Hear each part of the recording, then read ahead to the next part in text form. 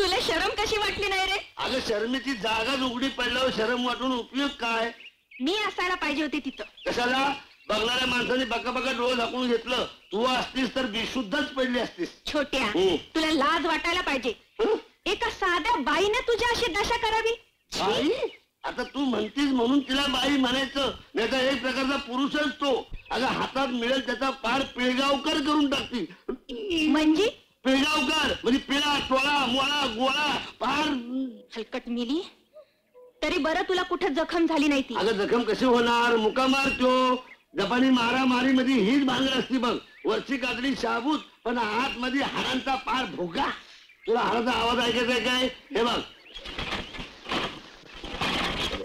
खरंच आवाज येतो की र? अगं आज काहीच नाही. पहिल्या दिवशी जर रस्त्याने बैलगाडी चालल्यासारखा खळा खळा आवाज होत होता. मला भेटायला पाहिजे ती सटवी. मग दावते तिला हिसका.